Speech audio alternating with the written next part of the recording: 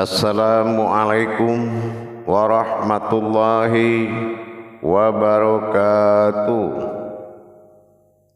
Alhamdulillah, alhamdulillahi rabbil alamin. Assalatu wassalamu ala asrafil anbiya'i wal mursalin, Sayyidina wa maulana Muhammadin. Ashhadu an la ilaha illallah wa ashhadu anna Muhammadar Rasulullah.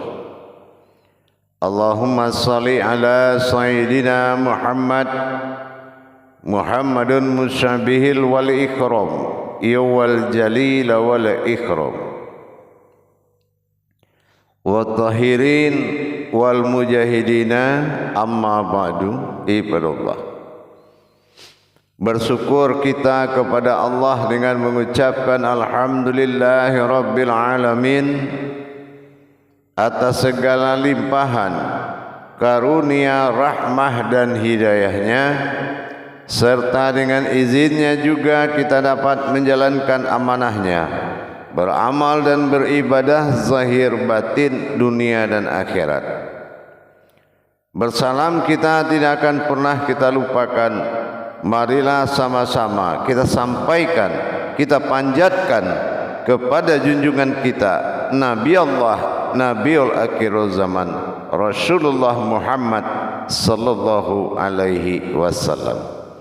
Atasnya kalimahnya kita kalamkan dengan membacakan Allahumma sholli ala Sayyidina Muhammad wa ala alihi Sayyidina Muhammad. Alhamdulillah, bertemu lagi dengan saya Guru Mursyid Syekh Nur Muhammad Buya Irwan Maulana Al-Khalidi, Sumatera Barat, dalam rangka meningkatkan iman dan takwa kita kepada Allah, tentunya dengan menjalankan suatu syariat sunnahnya Rasulullah dengan bertolabul ilmi. InsyaAllah dalam makom Majelis Zikir Ma'rifatullah Jakarta, dalam naungan Yayasan Islam Hidayatul Mubarakah Indonesia, YouTube Buya Pasaman Timur melaksanakan syiar dalam rangka meningkatkan iman dan takwa kita sebagai umat beragama, sebagai umat Muhammad Rasulullah sallallahu alaihi wasallam, hambanya Allah Subhanahu wa taala. Jamaah yang dirahmati Allah, kaum muslimin dan muslimat dimanapun berada, rahimakumullah. Kalau kita berbicara kembali kepada martabat Allah Subhanahu wa ta'ala, bagaimana kita bisa meningkatkan pemahaman kita sehingga ketinggian derajat ibadah kita kepada Allah telah mencapai suatu titik hakikat. Mencapai titik hakikat kepada Allah, tentunya kita kembali kepada rumus. Apa yang dikatakan rumus, kita lihat dulu apa yang dihakikatkan Allah pada diri dan ditersiratkan diri kepada Allah. Suatu hal yang sangat menunjang kebenaran sebuah ilmu adalah dalilnya Allah. Bidahlihi marifatul haq fil ilmi. Apa yang dikatakan dalil, ia bertubuhkan seorang wali pada ayat Allah dan hidupnya seorang wali pada hayatnya Allah. Ayat dan hayat. Dengan datangnya sifat kalam bagi Allah dalam unsur syiar, terhakikat kepada tujuan tauhid ilahiyah, tauhid menuju siriyah, dan mendirikan sifat tauhid ghaibiyah, menghilangkan bebas hambatan terhadap seseorang yang ingin beribadah kepada Allah dengan syahadah langsung. Untuk itu para hadirin dan jamaah sekalian, tentunya kita harus melihat makom dari pekajian. Makom dari pekajian itu sangat menentukan pemahaman dan tanggapan kita di dalam melaksanakan tadabbur diri. Kalau kita tidak melihat makom terlebih awal, maka kalam-kalam yang akan muncul di dalam kajian tadi akan membuat suatu sengketa rohani, keraguan, kebimbangan, dan penilaian akal yang tidak mungkin bisa menerjemahkan. Tetapi kalau kita sudah tahu makom kajian, apa yang dimaksud dengan makom kajian? Ini makom kajiannya apa? Apakah makom kajian ini wujud, tentang batin, tentang sir, atau tentang kodrat? Kita lihat dulu makomnya. Jangan nanti kita mendapatkan sesuatu pemahaman yang makomnya menurut yang mendengar itu beda dengan yang menurut yang menyampaikan, terjadi perbedaan.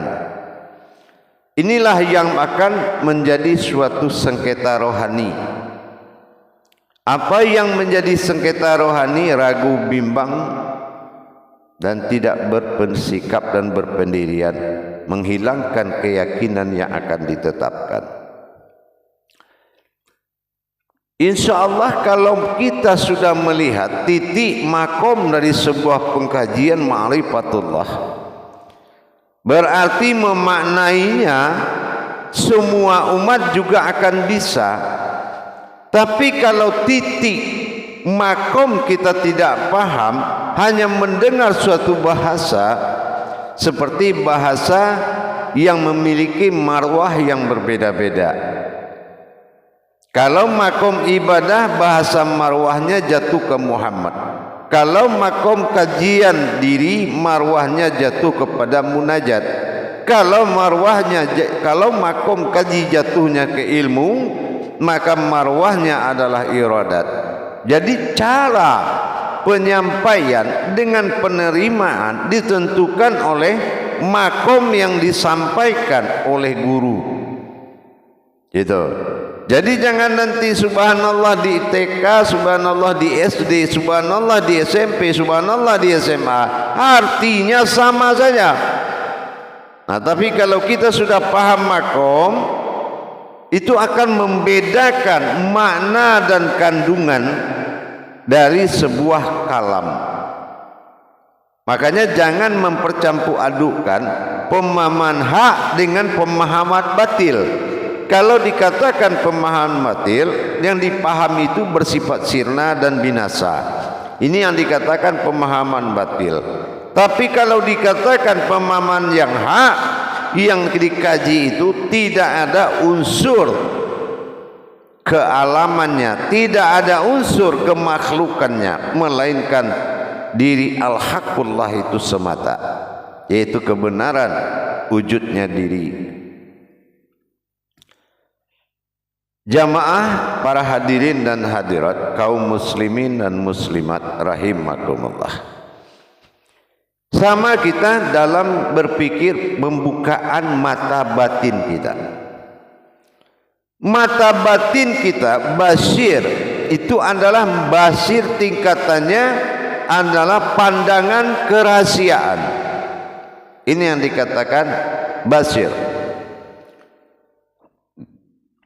Kalau pandangan rahasia, dia akan memiliki suatu marwah dan tingkatan pemahaman yang berbeda. Namanya saja pandangan rahasia, yaitu batin memandang kepada rahasia, basir. Kalau batin memandang kerahasiaan, sudah pasti tingkat makomnya sudah tinggi, yaitu dinobatkan sebagai tingkat kesaksian. Nah, kalau sudah mengalami ke tingkat kesaksian, maka bekerjalah batin dari sir tersebut. Batin dari sir tersebut disebut dengan kata ainul.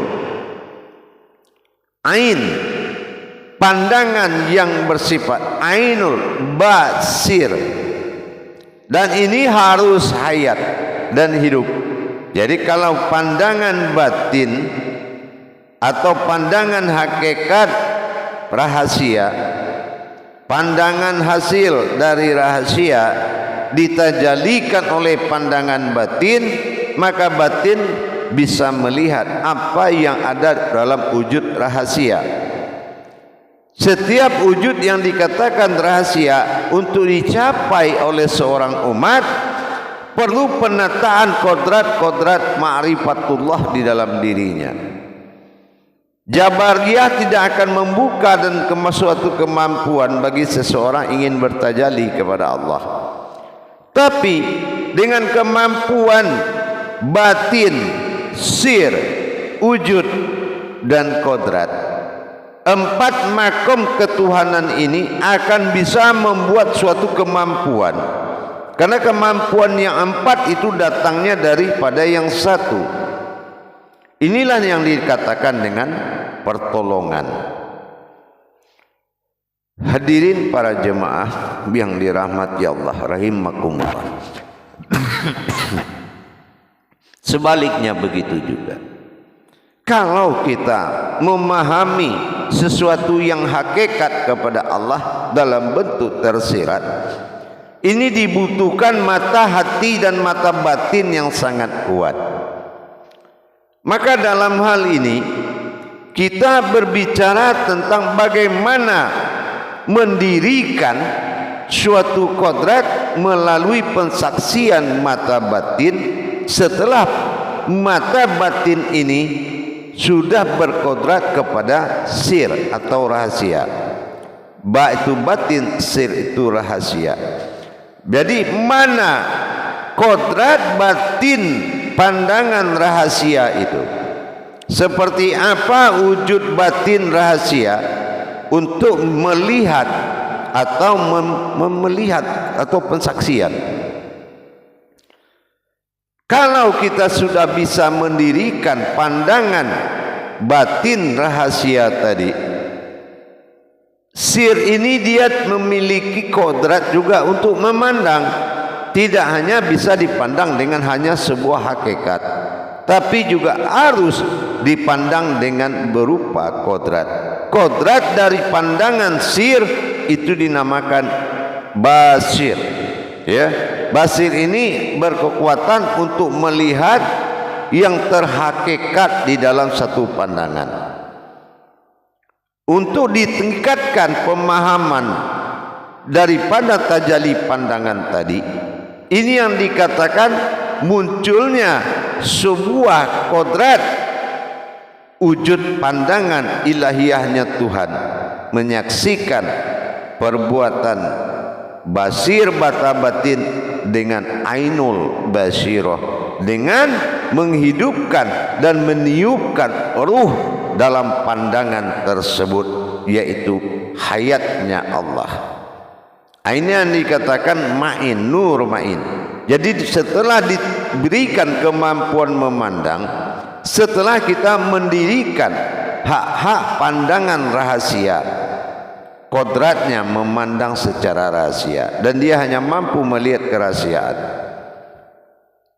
baru dimunculkan suatu makom, yaitu pandangan yang dihidupkan. Pandangan yang dihidupkan oleh Allah itulah yang bisa menembus apapun yang dikatakan kehakikatan kepada Allah. Maka di sini terbukalah tauhid ghaibiyah, artinya runtuhnya batasan-batasan sehingga bisa melakukan sifat syahadah kepada Allah langsung.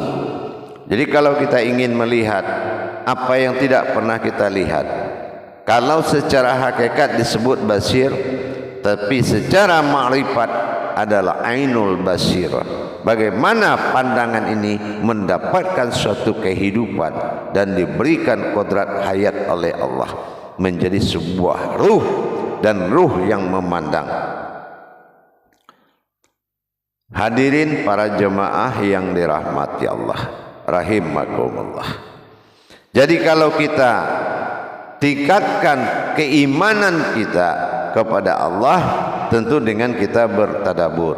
Kalau kita sudah melaksanakan tadabur diri, maka jelaslah bagi kita, diri ini apakah haknya manusia atau memang diri yang disifatkan menjadi suatu sifat hayat bagi Allah. Inilah rahasia tadi. Jadi kalau untuk mendapatkan suatu makom rahasia tadi, kita harus pelajari sekali bagaimana hal-hal yang bersifat makom sir, makom tersirat. Nah, kalau sama ma'rifat pun kita jalankan tanpa ada dasar atau pelabuhan daripada sebuah tersirat, tidak mungkin ma'rifat bisa berjalan kalau yang tersirat itu saja tidak nyata bagi kita. Kenapa? Daya pandang yang akan dihadirkan itu berkisar kepada suatu keinginan melihat. Ini sudah bertentangan. Sementara rumus-rumus tauhid ketuhanan, cara memandang, cara merasakan itu sudah ditetapkan di sifat kenabian kerasulan Muhammad dalam wujud Khadim Az-Zali. Pemanduan Rasulullah, sebuah ruh yang berasal dari Allah untuk bermarifatullah sudah tidak salah lagi. Memang itulah jalan kebenaran. Datangnya sallallahu alaihi wasallam, sallallahu, sesungguhnya aku Allah, alaihi, seorang buah Tuhan, sebuah Tuhan atau wujud Tuhan, wasalam yang menyelamatkan. Sesungguhnya akulah wujud Tuhan yang menyelamatkan. Gelar ini dipikul oleh Rasulullah, dinamakan kodrat syafaat. Bagaimana bertajalinya Allah pada kodrat Muhammad sehingga Allah ingin dipanggil dengan kata Muhammad. Inilah Allahumma sholli ala sayyidina Muhammad. Jadi kalau kita sudah bisa menjalankan kodrat-kodrat itu sendiri, kita tidak perlu terpaksa untuk melaksanakan hukum ma'rifat. Apa yang dikatakan hukum ma'rifat? Hukum ma'rifat dalam pensaksian tadi, dalam menuju kerahasiaan Allah, kita harus melaksanakan hukum ma'rifat seperti apa? Leburlah faham, lahirlah ilmu, hadirlah ilmu, gugurlah ilmu, barulah hadir yang dikatakan dengan aku, dan aku berwujud kepada Muhammad dan Muhammad itu aku juga. Ini proses peleburan ma'rifatullahnya cukup kuat. Tetapi dengan kita melaksanakan, memperjalankan kodrat-kodratnya Allah kepada dirinya, maka tinggallah kita dalam bentuk alam pensaksian. Makanya muncul ainul basirah. Basir awal, yang kedua dalam menatap kehakikatan Allah. Apa ia ada hakikat Allah dalam dirinya? Dia mengaku ada hakikat, tetapi apakah sudah ada hakikat? Maka basir akan melihat. Tapi untuk mencapai kesaksian kepada Allah tentang melihat kepada titik rahasia, perlu dibutuhkan pandangan yang hidup. Inilah yang dikatakan tingkat ainul basirah.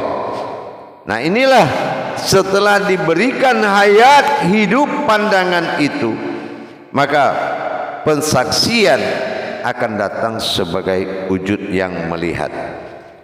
Otomatis secara hukum hijahiyah kita sudah melihat perubahan derajat pandangan menuju suatu penglihatan. Hadirin para jemaah kaum muslimin dan muslimat rahimakumullah. Jadi kalau kita sudah mempelajari bagaimana mempersiapkan kodrat-kodrat marifatullah terhadap pensaksian. Kenapa? Pensaksian ini, tingkat kerahasiaan Allah juga memiliki kodrat-kodrat untuk cara melaksanakan tajalinya, termasuk kodrat pandangan. Kalau tingkatnya adalah Basirah berarti sir sudah sangat membutuhkan, yaitu suatu wujud kodrat batin yang ada di dalam rahasia. Maka kenapa di dalam makom rahasia itu adalah wujud sesuatu dalam sukunnya Allah, artinya adanya di dalam kekosongan. Nah, coba kalau sudah ada di dalam kekosongan, ada di dalam ketiadaan, berarti kita telah meluputkan semua keadaan, melainkan wujud semata, wujud Allah semata. Nah, ini yang dikatakan dengan pemahaman, peningkatan pandangan terhadap makom-makom kajian. Jadi jangan semua makom disamakan, apalagi di luar makom. Ini akan terjadi fitnah-fitnah. Padahal dia sendiri yang di luar makom, orang yang difitnah. Ini termasuk suatu kelemahan. Karena terlalu banyak bicara, lupa kebenaran. Terlalu banyak melihat, lupa menyaksikan. Terlalu banyak membesarkan diri, lupa dengan rasa. Inilah mengakibatkan timbulnya suatu fitnah atau dikatakan dengan prasangka. Prasangka yang diminta oleh Allah, prasangka diri kita kepada Allah. Tapi prasangka kita sesama manusia tidak akan pernah baik, karena kita dibuat dalam batin yang berbeda. Laisa kamislihi min syai'un. Tidak akan ada yang sama dan setara. Para hadirin dan jamaah rahimakumullah, dengan kita meningkatkan pandangan kekuatan batin terhadap sebuah wujud rahasia Allah, maka kita sudah bisa memaknai apa yang tersirat di dalam kajian tersebut. Apakah kodratnya jatuh kepada akidah? Apakah kodrat kajian ini jatuh kepada iman, akhlak, apakah jatuh kepada ilmu? Mari kita meninggalkan prasangka apakah tadi dengan mendirikan batin rahasia Allah. Mana mata rahasia? Ini yang dikatakan marifatul sir, marifatus sir. Jadi bagaimana kita mendapatkan marifatus sir tadi? Dengan kita mendirikan kodrat-kodrat pandangan sampai tingkatnya menuju pensaksian. Jadi tidak melihat lagi, apapun yang kamu lihat sudah melahirkan nilai pensaksian. Tinggal kita mengikuti kodrat pensaksian. Kalau mengikuti kodrat pensaksian, harus sirna pemahaman manusianya. Jadi kalau masih pemahaman manusianya, tingkat pencariannya masih manusia mencari Tuhan, ini tidak akan pernah dia dapatkan. Karena apabila tidak kodratnya sendiri yang mencari wujudnya sendiri, tidak akan pernah ada pertemuan sesuatu pun dengan Allah, melainkan kembalinya kodratnya yang tidak mempersekutukan dirinya dengan benda tersebut. Para hadirin dan jamaah sekalian rahimakumullah. Jadi kalau kita sudah mengerti bagaimana kita harus melihat makom kajian itu untuk menghadirkan kodrat-kodrat yang berlaku dalam pengkajian apa makom yang dikaji tadi. Jadi kalau kita masuk kepada makom sebuah pengkajian, harusnya kita berubah makom diri dulu. Nah, ya, kenapa? Karena ma'rifatullah atau mengenal Allah itu bukanlah berkenalan dengan Allah. Jadi kalau kita sudah bisa merubah wujud daripada kehidupan diri ini, maka insya Allah apapun yang kita mohon kepada Allah, Allah akan ijabah itu. Insya Allah apapun yang tersulit buat kita, itu adalah kemudahan buat Allah. Apapun yang kemudahan buat kita, itu ujian dari Allah. Maka mari kita sama-sama meningkatkan kuantitas diri kita untuk mendapatkan nilai kualitas ibadah kita. Tidak ada lagi amalan atau apapun yang membawamu bisa bertemu dengan Allah kecuali pertolongan Allah itu sendiri. Jamaah yang dirahmati Allah rahimakumullah. dengan kita memberikan kehidupan terhadap pandangan rahasia. Kalau memandang rahasia harus pakai mata rahasia. Jadi kalau memandang hakikat memakai mata hakikat. Kalau memandang kodrat harus memakai mata kodrat. Semuanya sudah ditentukan jalannya oleh Allah. Makanya tidak perlu susah dan capek-capek belajar kecuali kamu menerima bimbingan yang hak. Jadi insya Allah mudah-mudahan kita bisa paham makna-makna yang tersirat yang harus menjadi titian ma'rifat. Kalau tersirat ini tidak ada, tidak mungkin ma'rifat itu bisa bekerja. Inilah tadabbur tadi, wajib kita dirikan dan kaji sebagai landasan ma'rifat bertajalli. Insyaallah. Mudah-mudahan dengan pemahaman, meningkatkan pemahaman tentu dengan meningkatkan cara pandang, cara melihat, cara menatap dan cara menyaksikan. Ini adalah pandangan kerahasiaan Allah. Jadi jangan kita mencampur adukkan kodrat ilmu. Yang namanya titian itu pasti sirat adalah suatu jalan yang tersirat, yang muttaqin, yang hanya bisa dilakukan oleh orang yang telah amanah kepada ilmu. Jadi kalau dia belum amanah kepada ilmu, maka semua dalam prasangka yang tidak bisa mubin atau dinyatakan. Mudah-mudahan bisa dipahami dan bisa dilaksanakan berbagi ini menuju kebenaran-kebenaran jalan kepada Allah. Akhirul kalam, wabillahi taufik wal hidayah. Assalamualaikum warahmatullahi wabarakatuh.